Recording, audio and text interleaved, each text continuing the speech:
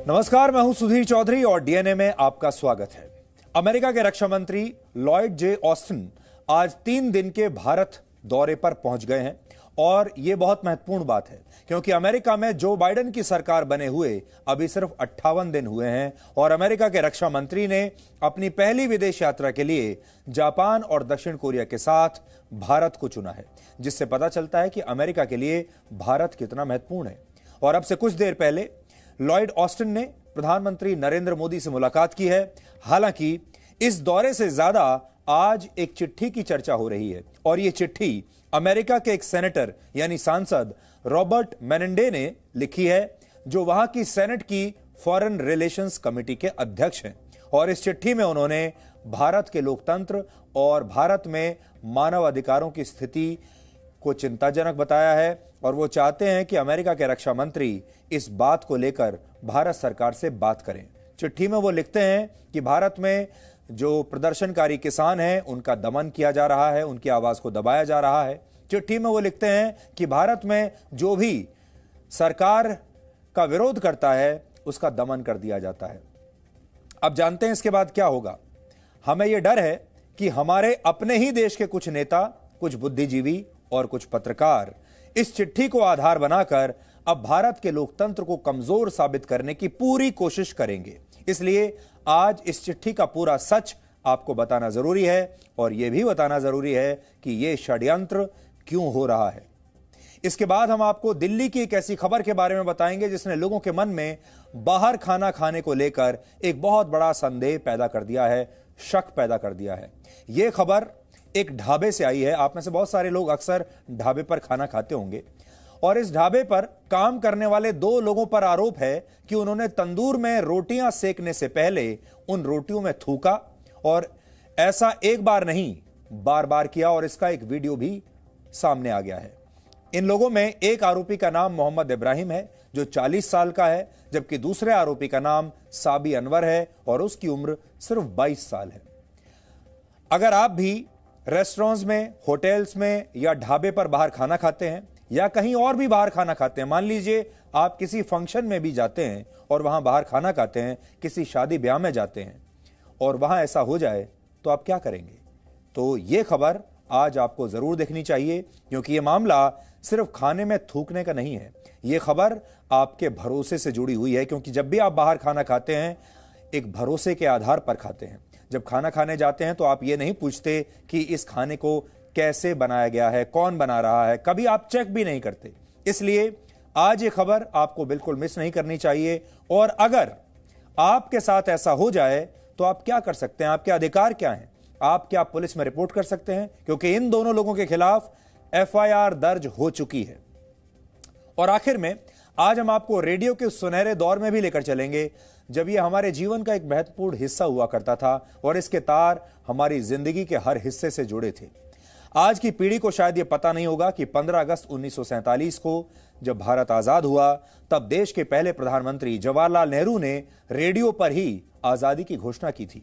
इसके बाद वर्ष 1975 में जब पूर्व प्रधानमंत्री इंदिरा गांधी ने इमरजेंसी लगाई और फिर 1984 में जब उनकी हत्या हुई तब भी यह समाचार भारत ने रेडियो पर ही सुना था। इसलिए आज हम आपको रेडियो के इस दौर में लेकर चलेंगे और साथ ही आपको हैदराबाद की एक ऐसी दुकान पर लेकर चलेंगे जहां रेडियो की मरम्मत कराने के लिए लोग दूसरे देशों से भी पहुंचते हैं अपने पुराने रेडियोज को ठीक कराने के लिए। पुराना रेडियो असल में एक पुराने दोस्त की तरह होता है और जी न्यूज भी आपके सबसे पुराने दोस्त की तरह है। इसलिए आज आपको न्यूज के स्वर्णिम दौर में भी लेकर चलेंगे 26 साल पहले जब जी न्यूज के साथ आपका रिश्ता शुरू हुआ था।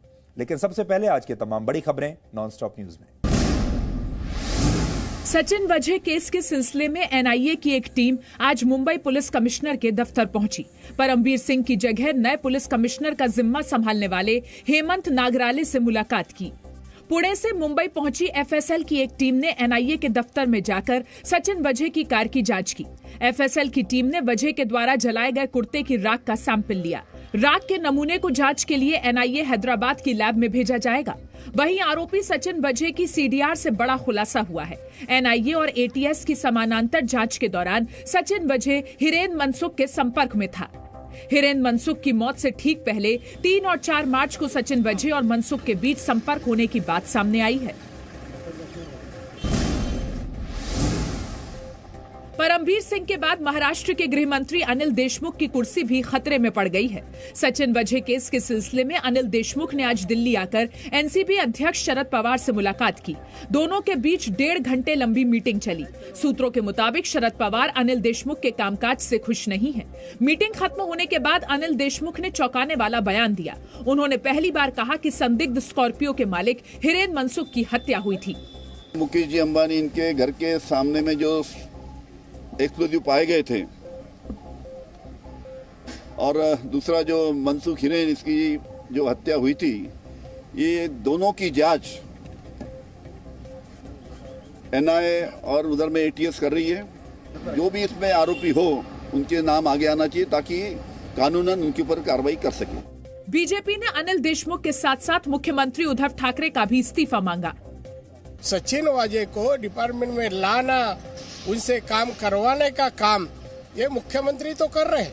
उसने ही पहला इस्तीफा देना चाहिए, बाद में गृह मंत्री ने।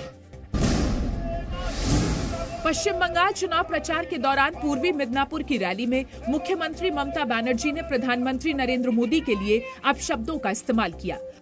दंगा China, China, China, Duryodhana China, China, China, Dushasana China, China, China, Mir Jafar China. उधर प्रधानमंत्री नरेंद्र मोदी ने ट्वीट कर बंगाल में जीत के बाद विकास की बात कही। बीजेपी की बंगाल में जीत के साथ ही विकास का एक नया दौर शुरू होगा। प्रधानमंत्री के लिए अपशब्दों के साथ ही ममता बनर्जी ने मंच से सभी धर्मों को साधने की कोशिश की। कलमा पढ़ा और बुद्ध की शरण में जाने की बात कही। ममता बनर्जी ने ईवीएम पर भी सवाल उठाए। बीजेपी के एक दल ने चुनाव आयोग के अधिकारियों से मुलाकात की और कहा कि ममता बनर्जी बेबुनियाद आरोप लगा रही हैं।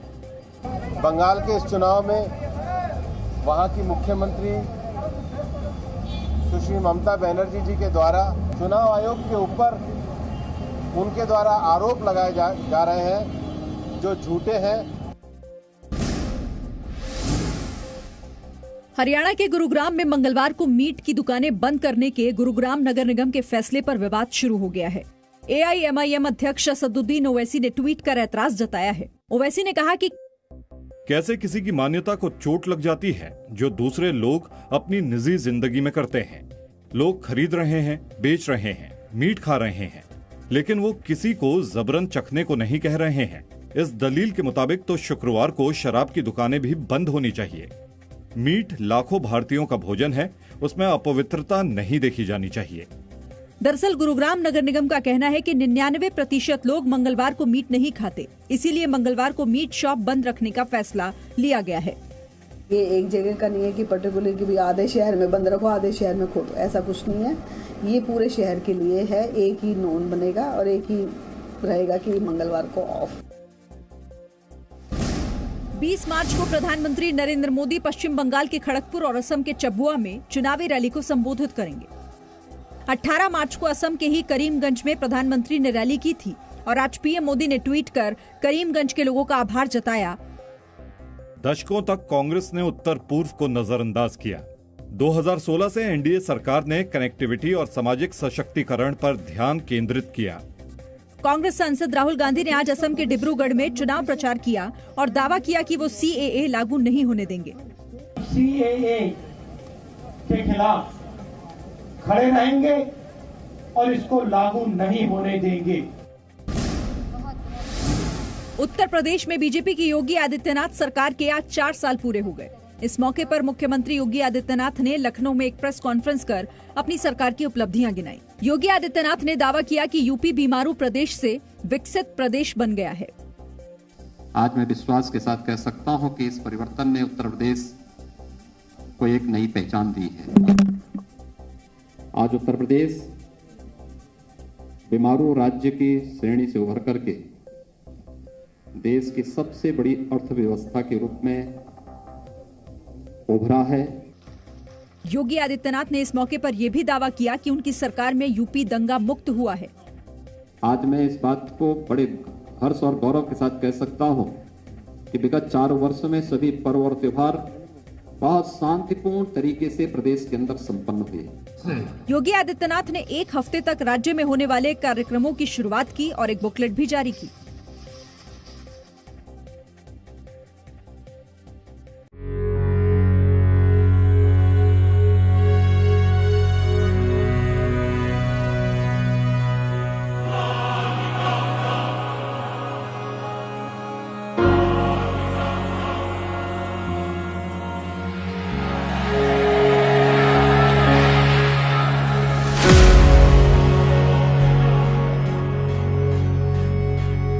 Good evening and welcome to Z News Bulletin.